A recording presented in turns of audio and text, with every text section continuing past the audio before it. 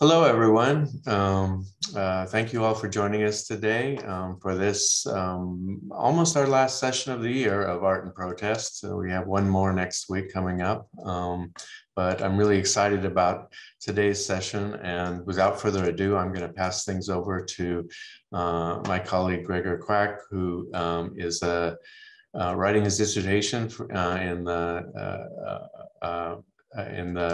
art history department at Yale currently, and he's living in Berlin while he's doing that, and he'll take things from here. So take it away, Greg. All right, yeah. Hi, everybody. I see some people are pouring in. The webinar is filling up slowly. So good afternoon, everyone tuning in from the US. Good evening to everyone who, like me, is in Europe, and later, good evening, and extra special thanks to everyone who stayed up later elsewhere. My name, as Kevin said, is Gregor Quack. I'm a graduate student in Yale's Department of the History of Art, and under Kevin's guidance, I'm one of several co-organizers of the Art and Protest series at the Beinecke Rare Books and Manuscript Library. Today, it is my distinct honor and pleasure to introduce Nour Shantout, who is calling in today from Vienna. Nour is an artist and researcher whose work takes post and decolonial feminist perspectives onto themes of labor, heritage, and counter-history. She was born in Damascus in 1991 and lived in Syria until 2012, when she left the country in the time after the Syrian revolution. Since 2015, she has been based in Vienna, where she's addressing us from now. Nour began studying art at the Academy of Fine Arts in Damascus and later continued her work abroad. She received a Bachelor of Art in 2014 at the Lebanese Academy of Fine Arts, continued her studies at the École Nationale Supérieure de Beaux-Arts in Paris, and eventually received her diploma from the Akademie der bildenden Künste in Wien. Her work has been honored with a variety of fellowships and prizes, including the Helen EL Khal Prize, and recently awards from the Arab Fund for the Arts and Culture and the A.M. Katan Foundation in Ramallah. Now, also at the Akademie der bildenden Künste, she is working on her PhD, currently under what she has assured me is a working title, which is The New Dress as an Impossible Cartography from the Future. And some of this research has been going into preparing that project we'll be hearing about today. Nour will speak for about half an hour, after which there will be a chance to ask questions. And for that process, we kindly ask you to enter questions you have into the Q&A function of Zoom rather than the chat function, so the Q&A function. I will then read the questions and we'll see if Nour can answer them. So please join me in digitally welcoming Nour, and thank you. Thank you, Gregor and Kevin, for the introduction and for the invitation. I'm really honored to be here today. I will share my screen now and start the presentation.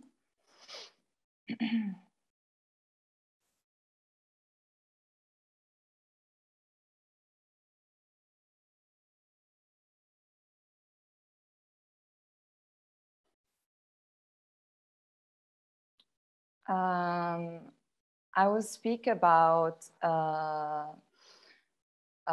embroidery and movement. I'll give a short historical background. Then I will speak about embroidery in relation to protest. And finally, I will introduce and share with you my experiences from my last field trip to Beirut in relation to my project Searching for the New Dress. Palestinian embroidery dates back to the time of Canaanites who were in the area known now as historical Palestine, Syria, or Lebanon, in the Bronze Age. But most of the resources I use in my research on Palestinian embroidery only started from the 19th century. And that's because preserving the dresses is very hard because they get worn out with time. So I will start this historical background from the 19th century when embroidery was a rural craft. It was done by women during their free time for their own use and learn from older women in their families. It was very much structured around the marriage and the making of the trousseau. The trousseau is what the bride takes with her to her new home. So it's accessories, clothes, and other belongings. Each village back then had its unique embroidery. And with the movement of women who married from other villages, certain motifs moved with them and mixed with the new place's motif. And the development of the public transport by the end of the 19th century had a great impact on the dresses, as women were able to move easily, look closely at other villages' dresses, and get inspiration from them. They also started buying materials from other villages and introduced new materials to their costumes. Palestine was under Ottoman rule for around 400 years. And the Ottomans started to lose power in World War I, and the British mandate ruled Palestine from 1920. British colonialism greatly affected Palestinian costumes, and the colonial ideology led to believe that wearing the colonial clothing symbolizes progress. So in the villages, men abandoned the traditional dress, and women who were educated stopped wearing it. And the embroiderers began to introduce new textiles, which were imported due to the British mandate. And they also introduced European motifs in their costumes. They were looking at books which combined the French DMC threads, which were introduced to the market in the 30s. Back then, the Palestinian society was divided into rurals and urban. And this class structure manifested itself in the costumes, as people wore embroidered costumes in the villages, but the city people adopted Ottoman or European dresses. Nevertheless, the upper middle class Palestinians did wear the traditional dress, but more as a form of a self-orientalizing performance. And even Edouard Said, the writer of Orientalism, wore the traditional dress, posing in a photo studio in Jerusalem in 1941. And Edouard Said comes from an upper middle class family.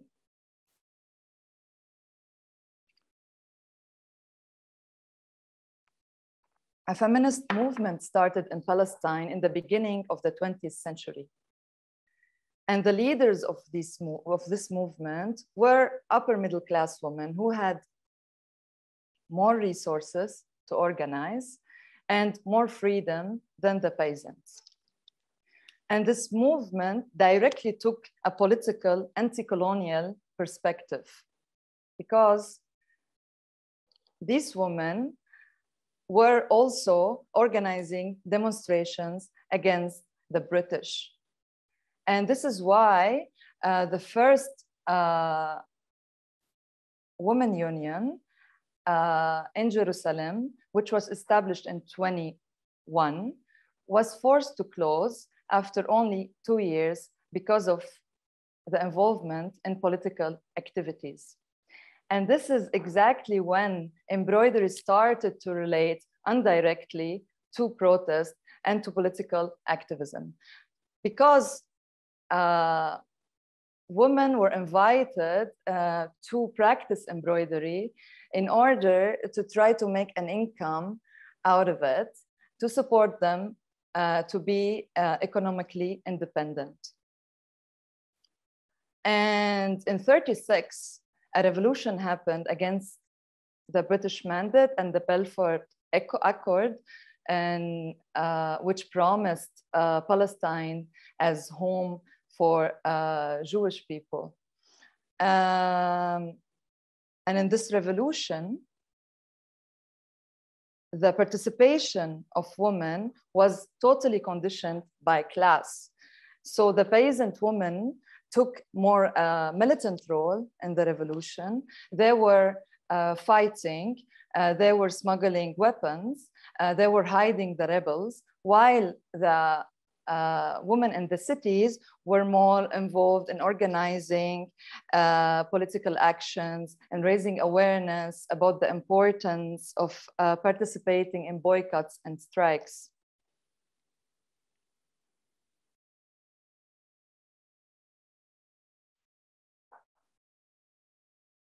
The 48 marks a very important event for Palestinians.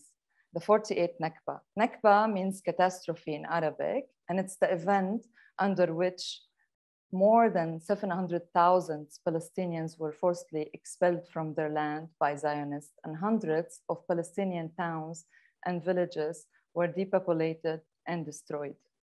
But the class structure I spoke about did survive the Nakba, as peasants went to refugee camps and urbanities went to other Arab towns and cities.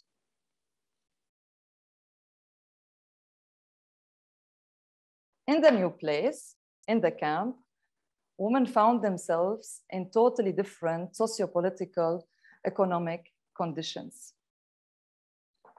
And that was very much reflected in their costumes. The locally woven textile of the embroidered dress was replaced by factory manufactured fabric, materials imported from China, and the motifs changed as they got inspired by their neighbors who came from different villages. And these dresses were called by the historian Widat Kamel Qawar the new dress.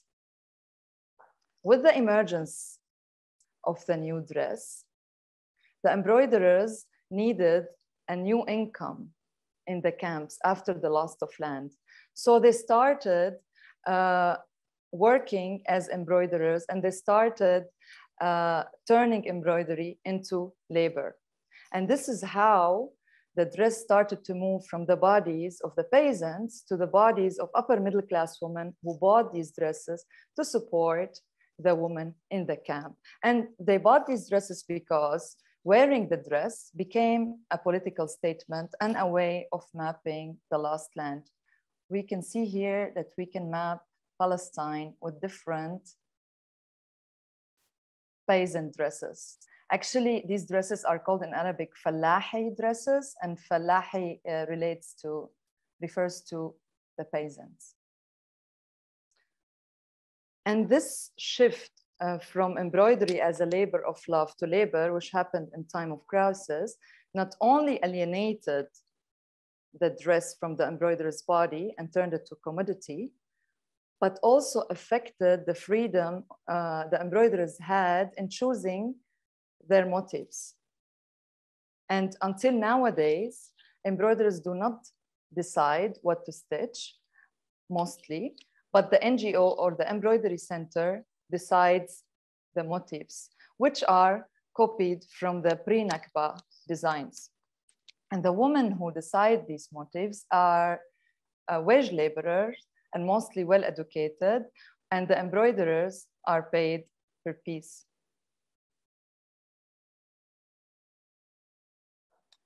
Nevertheless, almost every Palestinian house in the diaspora camp has a map of Palestine embroidered by a woman in the family.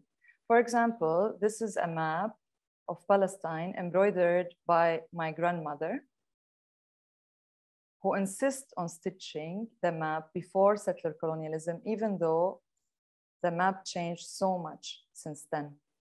And I find it fascinating how these borders, which were drawn by Mark Sykes and Francois Picot, became a cartography of resistance when my grandmother embroidered them.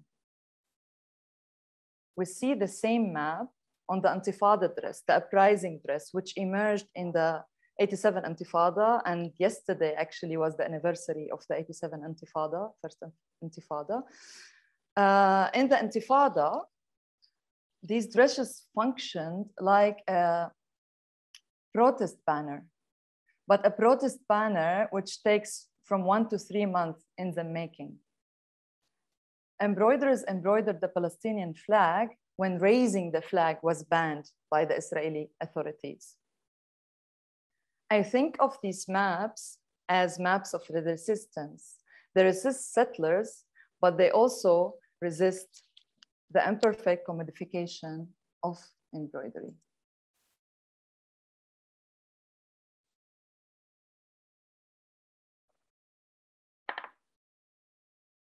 Palestinians in the diaspora camps are very politicized. This is why they were collectively involved in the Syrian revolution, and they participated in the aid work. And the Yarmouk, which is called the capital of the Palestinian diaspora, suffered very much from the war. It was under siege for 2 years from 2013 and is completely destroyed right now. Palestinian camps are places outside society. They're counter zones of social struggles which connect many different struggles. The Yarmouk was hosting Syrians in the beginning of the revolution when they were fleeing the regime violence from other towns and cities. And like Yarmouk, Shatila also hosted Syrian who migrated there. Shatila is a camp in Lebanon, who migrated there and after the war in Syria. And something happened which reminded me of the new dress. A woman who migrated to this camp started learning embroidery in order to make an income in the new place. And Yarmouk and Shatila both are embroidery centers. But embroidery stopped archiving the present because of its commodification and enjoyization. And in my project, Searching for the New Dress, I'm wondering, what if the embroiderers choose the motifs? What if a new dress emerges after the Syrian revolution, the destruction of Yarmouk camp, and displacement of thousands of Syrians? How would it look like? Which political slogans and maps would it have?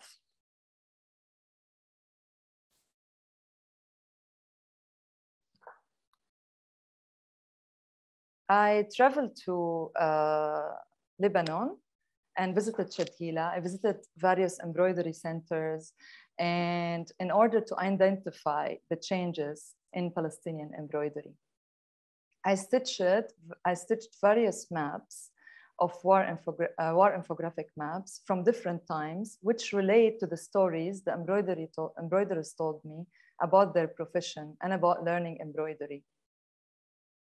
I used maps from different resources. This one is from Jusur Study Center.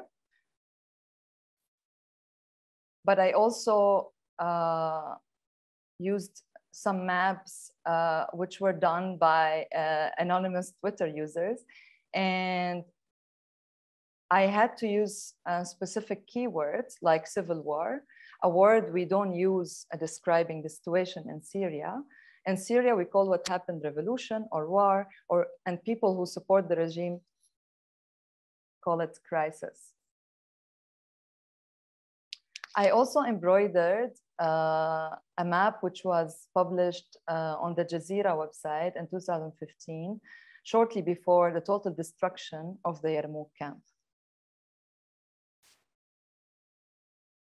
The color blue here represents Al-Assad forces. Yellow represent Palestinian factions, and purple represent ISIS controlled area in the camp, and light pink represents the ISIS controlled area outside the camp. Embroidering this map, I was thinking that maybe we shouldn't trust these maps because some of them could be used as a ground for violence. I think knowing the situation in Syria, and I'm not an expert, but ISIS was mostly existing in the northern part of Syria. And I think this map was more like a propaganda map used as an excuse to destroy and brutally attack the Yarmouk camp.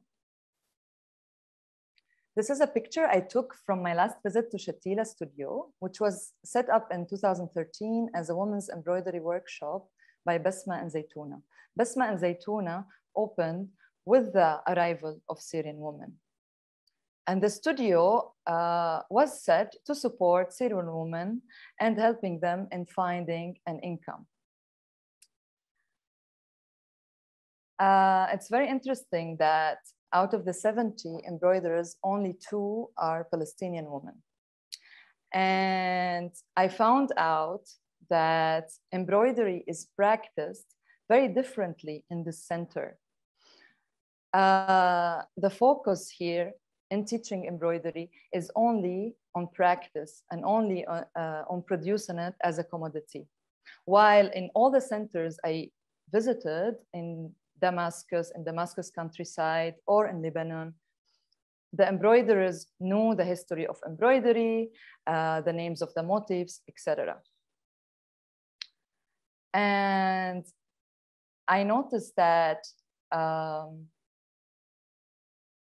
we see Syrian embroidery, which is here more like these drawings, and Palestinian embroidery, which is now, which is more like motifs.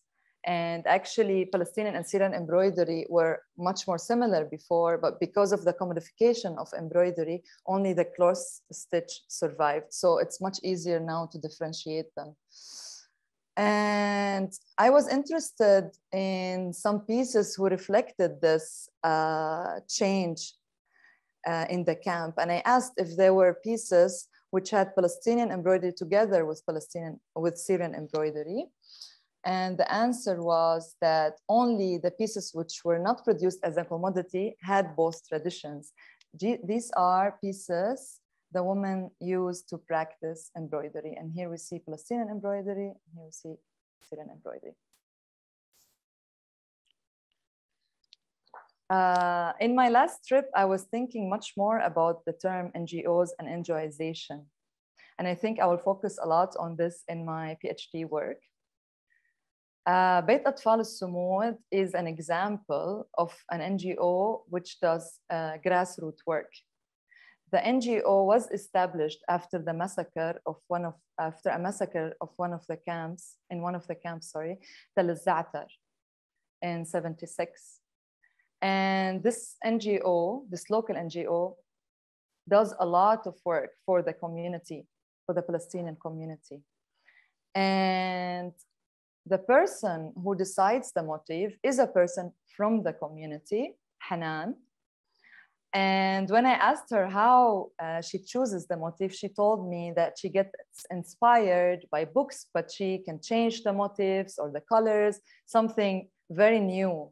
Because when I visited some embroidery centers in Damascus, there was a very much misunderstanding about if one can change tradition or not, or if it's changeable or not. I also found in this NGO a reference about the new dress written in Arabic. I didn't know there was a reference in Arabic about the new dress. And speaking with Hanan, she totally was aware of the changes in Palestinian embroidery and the political importance of embroidery. I also met Sophia Kareem. Sophia Kareem has a small embroidery project with her friends. I really liked the work she brought to show me. She worked on very small pieces, pieces actually which reflected the economic crisis in Lebanon, because she could use much less material to embroider these pieces, and the people from the community can afford buying them. In my project, I'm adding another layer to the cartography of resistance by embroidering a map of the 64 official and unofficial Palestinian camps in Lebanon, Syria, Jordan, and Palestine. I see these maps as also places, I see these camps also as places of resistance. In their long-lasting temporality, they hunt the settlers.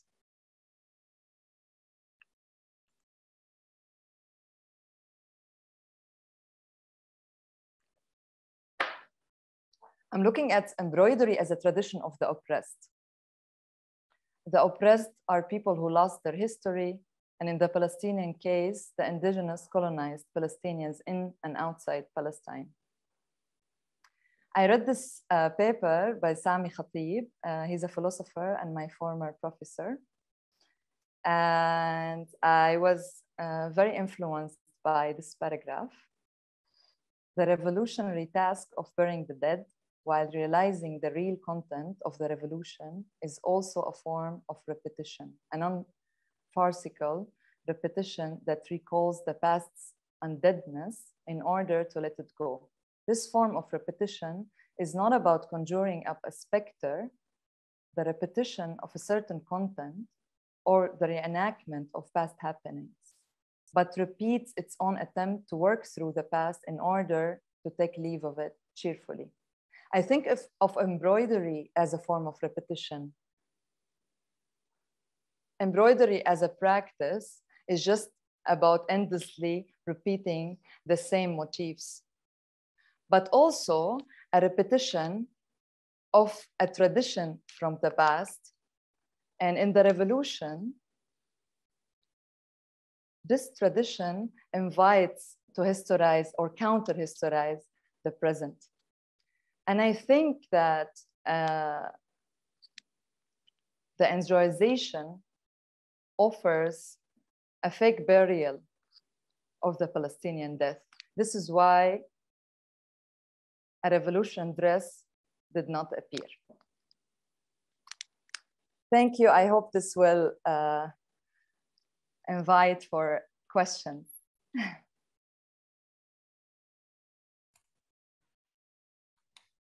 All right, thank you. Thank you, Nour.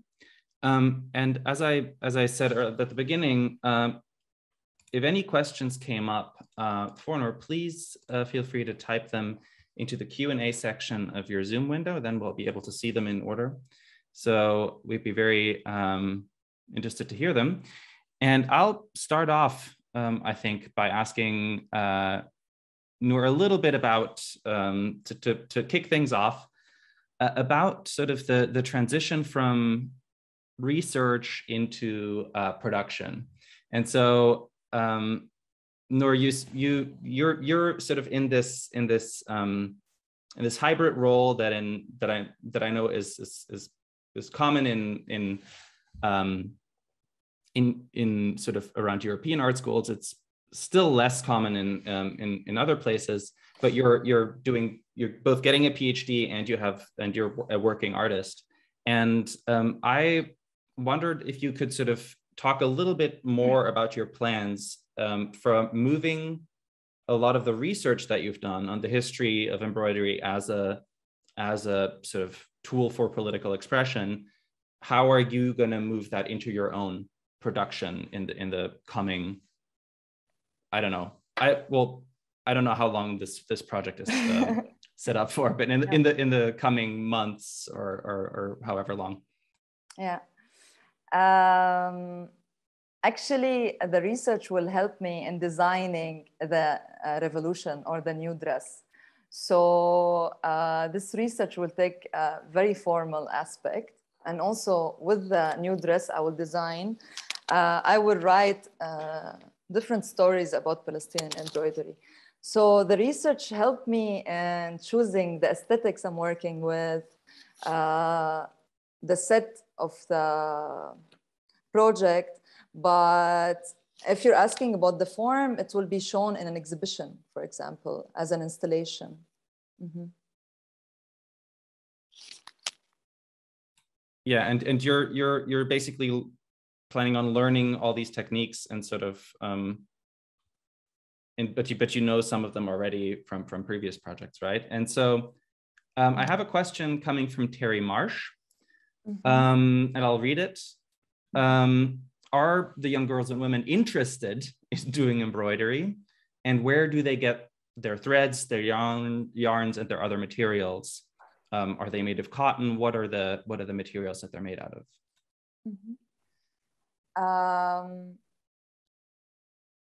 The materials are made out of cotton.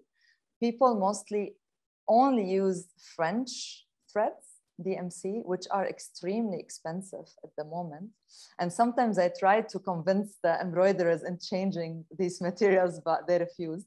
So it's kind of impossible to afford these materials in a place like Lebanon, which has an economic crisis at the moment. But the embroidery center usually provides all the materials. So the embroiderers can go to the center and get the fabric and threads and canava, and as I mentioned, even the designs. Young girls are not very interested in learning embroidery and embroidering. Mostly women in their 30s or 40s practice embroidery. And I think in Lebanon, in the case of Shatila camp, they have access to learning embroidery. So you can learn embroidery for free in mostly all the centers. If you're a female though, like men, for example, also in schools, men don't learn embroidery in schools, but women can learn embroidery in schools. Yeah. I have another question that came in the chat from Amy Weissman. And I think this is a great question, which I think ties into some of the things you addressed in your talk. And I'll read it. Does this kind of work create agency for women beyond commercial or financial gain? Does embroidery create agency, voice, or space in tangible ways for the women? And I think I would be interested in hearing this answer, especially because you talked about different practices of embroidery and where you see that agency happening and where you maybe don't. Mm-hmm. Yes, of course. I mean, embroidery, I think, survived because of its political dimension and perspective, you know. So I pretty much think that it has that. And also, even though the embroidery's economy has a lot of problems, embroidery itself is an empowering practice. But in my work, I'm interested in these contrasts between it being an empowering practice and also a very problematic one in a problematic economy.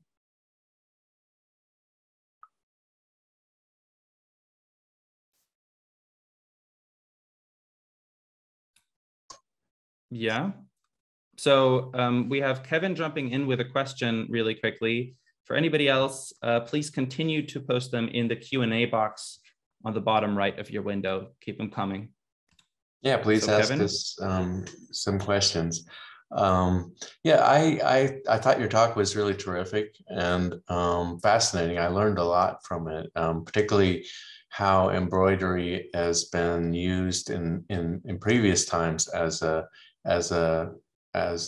vehicle for resistance and protest and that sort of thing. And when you were talking about the work that you're doing and what's going on in the camps now, it brought to mind an issue that's come up in other sessions of Art and Protest. I found it very interesting the way that you talked about the embroidery as an act of resistance in itself, because there's been a kind of a ongoing difference of opinion between various people who presented in the past about, you know, is art itself actually, when I do the art, am I actually doing protest or am I actually doing resistance? Is this is the act of making art itself really that or not? And some artists say no, you know, I don't consider myself a active member of the protest when I'm doing the art. I felt like I had to do something else in order to be actually protesting. So I just was wondering, one, if you could talk to that. And the second part of my question is, I'm curious, is it the act of embroidery itself that you see as resistance, or would the resistance be potentially also in the wearing of these, or are these things ever worn? And if so, what is the kind of response to that, and what are the consequences? Thank you for the great question. I think politically engaged art is a form of resistance, but there are some times where people have to stop making art and be in the streets. So it depends of the times. So I think if there is some kind of a revolution, it doesn't make sense that I sit at home and write about it. But I would write about it afterwards. So art resists after the the revolution, I think, and invites for future revolutions. This is the way I see it. And wearing these dresses, yes, for example, my grandmother does not wear the dress as a tradition. Her mother was not wearing it in Palestine as a tradition. She comes from northern Palestine, where these dresses actually disappeared in the beginning of the 20th century. So she only wears it as a form of resistance against the appropriation of it, for example. And they are very much worn in this way, yes, and produced in that way too. But sometimes the fact that they are made for resistance is used as an excuse for piece rate wage, etc. Interesting. Yeah. So, but I mean, is it, if it can be seen as an act of resistance to wear such a thing, are there consequences for that? I mean, I know that resistance is often dealt with, not only in the Middle East, but in other places that we've been looking at, it's been dealt with fairly harshly. So I'm just curious about how that's perceived by the other side in this. Is it seen as provocative? Is it something that encourages a response, would you say? Of course. Of course, it's provocative. For example, in Women's Day, in Palestine, women who were wearing these dresses were attacked by the Israeli soldiers. This week, for example, in Miss Universe, which took place in occupied Palestine, the woman participating also wore the traditional dress as something they refer to as being Israeli, for example. I think the dresses hunt the colonizers because they stand against the myth that Palestine was a land without people for people without land. So it's a very, very strong form of resistance. Yes. We have two questions in the Q&A. I have the first one again from Terry Marsh. And he asks if you could talk more about sort of how embroidery is incorporated into daily life in the camps. And I would tack in my own question into how if you could talk a little bit about your moving in those spaces as now, I think, a resident of Vienna. Like, is it a very comfortable movement for you? Are there blockades to that movement? If you could say a word about that. Yes, I will answer Terry's question. Actually, most of the embroiderers I interviewed and met do not own embroidered dresses because they cannot afford them. The situations in the camps are very difficult, and the materials used on these dresses is very expensive. So you don't walk in the camp and see people wearing their month's salary if they have one. Because also in Shatila, for example, people do not have access to the wage market, to the labor market, sorry. The residents of the camp, for example, in Lebanon, do not have the right in working in more than 36 jobs, actually. So the situation there is very difficult. And this is why a lot of women embroider, because it's a practice you can do at home, and you don't have to leave the place. Also, they don't have freedom of movement. A lot of people are born for generations without papers too. And answering your second question, it's very difficult for me to visit this place as an artist and researcher, especially that it's one of the most over-researched places in the world, Shatila. So I'm very aware of my position, and I try to use indigenous methodologies when I work.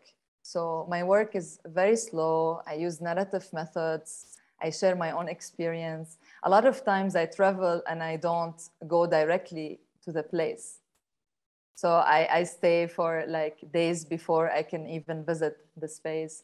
I build relation with the participants in my research, which takes a lot of time. And yeah, it's sometimes very difficult though.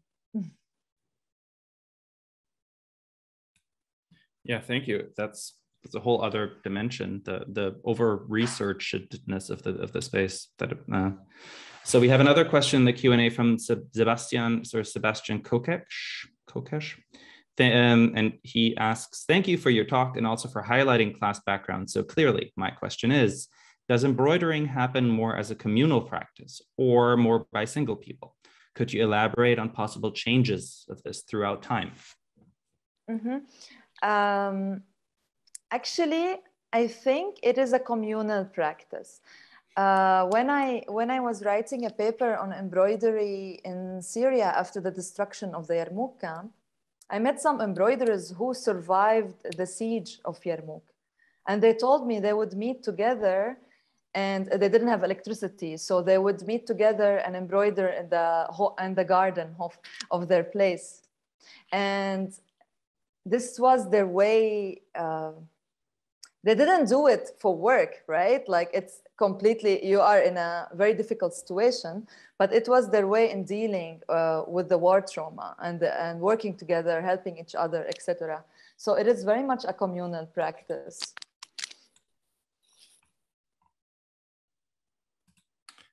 We have one more question. I'll rephrase it a little bit. So there's somebody here asking about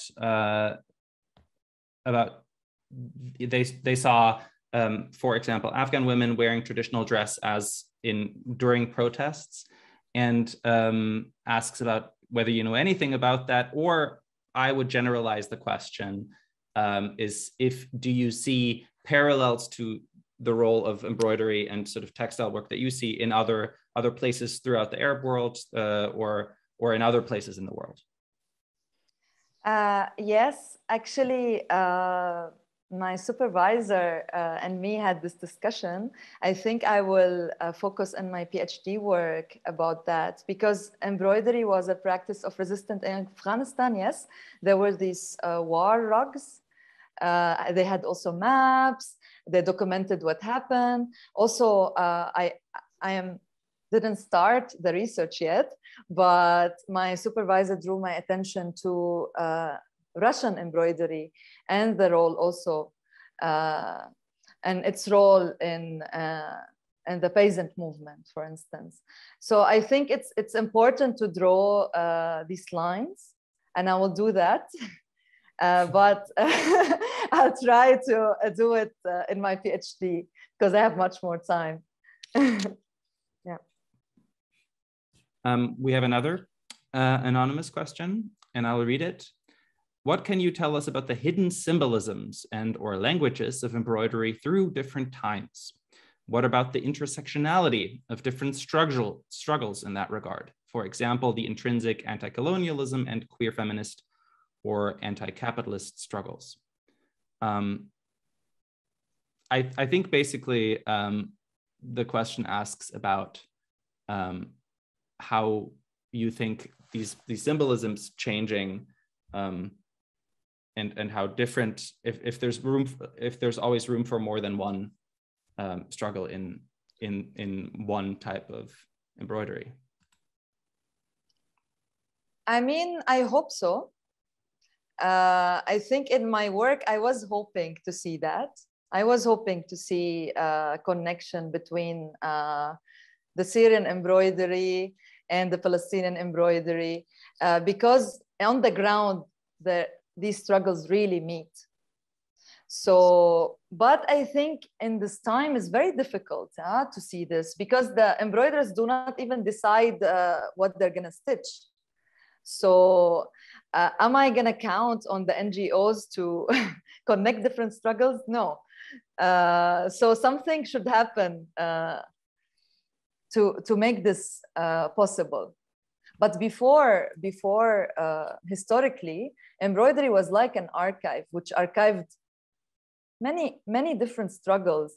Like if you analyze the motifs, embroidery's motifs, you can literally read the history of that area. And I think now is changing a little bit. But yeah, it's connected different struggles. And there was a part of the question disappeared about. It's in the answers tab of Q&A. Ah, okay. For example, how anti-colonialism, feminism, queer feminism, and anti-capitalism may or may not interact in individual practices. I mean, of course, embroidery is a feminist practice. It was a practice done by women in the revolution. They wore it when they were in the front line.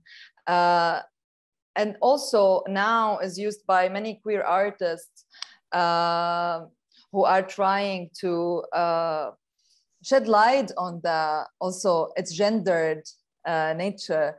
Embroidery is done by men secretly at home, but proudly in the prisons, for example. And there is a lot of link between embroidery as gendered practice and resistance, and how these binaries change in different times and places.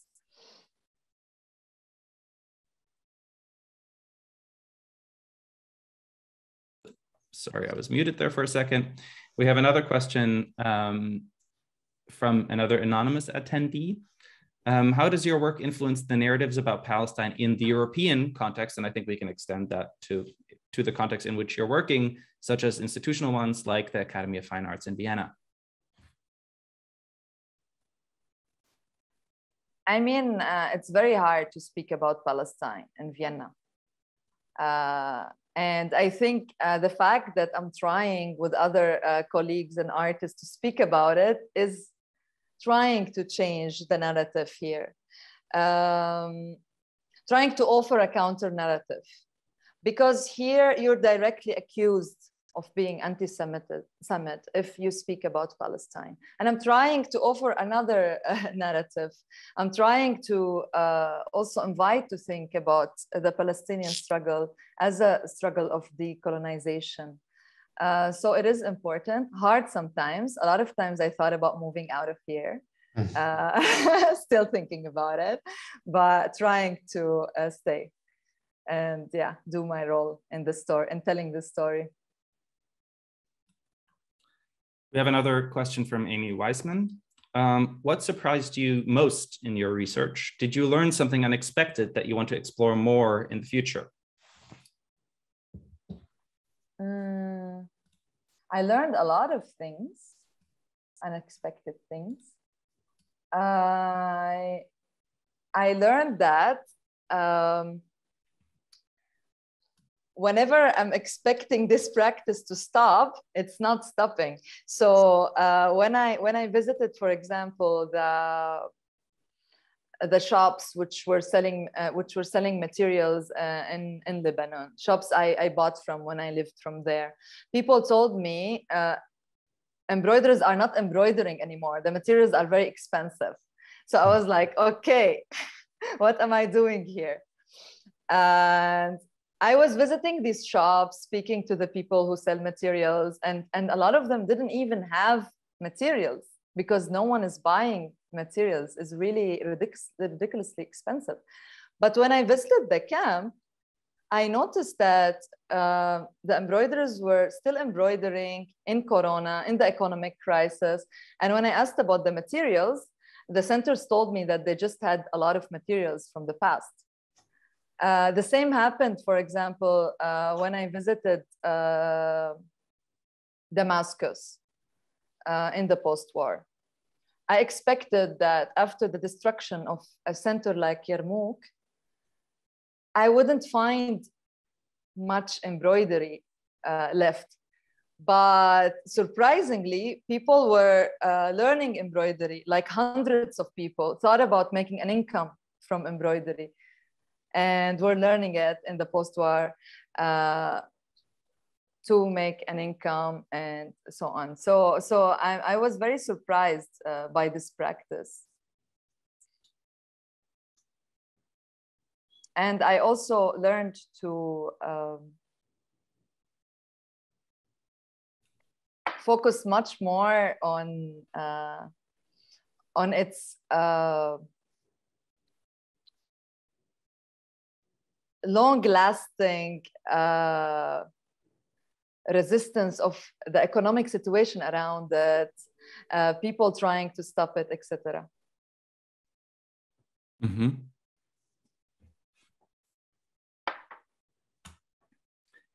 We have another question asking, it's very briefly stated, because I think it's reacting to your explaining that materials are now very expensive or can be very expensive. The question is there a place we could send materials? And I think we can expand that question to think about, how do you think for your audiences, which are going to be in, I mean, if you have an exhibition, for example, in Austria, what do you think is a good way for non-Syrian, non-Palestinian audiences to look at these stresses from the outside, and how might one engage with those practices? Can one support them? Do you think the NGOs are worth supporting, and if so, how? Of course, they're worth supporting. I mean, the NGO I mentioned, Bet Atfal Sumud, told me as well that I should also be more active in supporting the embroiderers community. So I'm thinking about working with them and trying to find ways or organize events in Vienna by which people can come and, for example, buy not the dress, because it's very weird to wear the dress if you're a foreigner, but like small items, or even send money for the materials. So there are many local NGOs one can support. You can also support women who have their small projects. And I think they are the ones also worth supporting, because they are really working outside the system. I have a lot of contact with them, so I can give their contact too. Mm-hmm. Yeah, that sounds really interesting. And also, if you could re-mention or type, I think, the name of that NGO you mentioned earlier. I think that would be very interesting.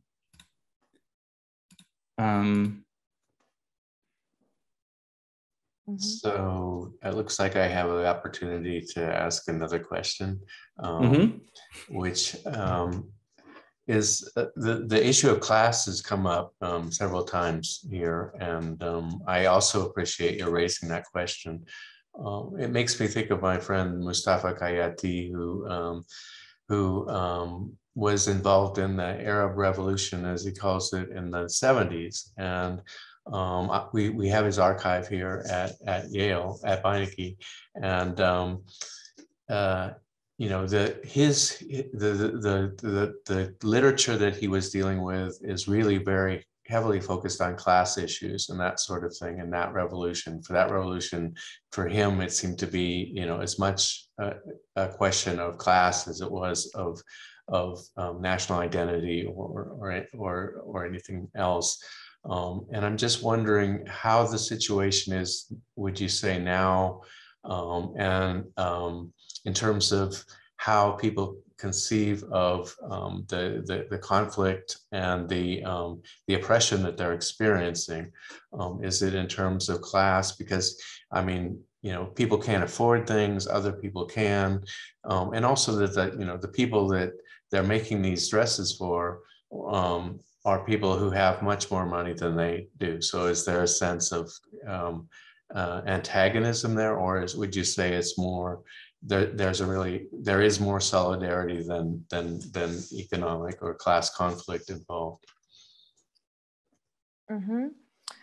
I think solidarity comes first in the Palestinian context, but I am really trying to raise the issue of class because when I am analyzing any practice of resistance under capitalism, I cannot deny this issue.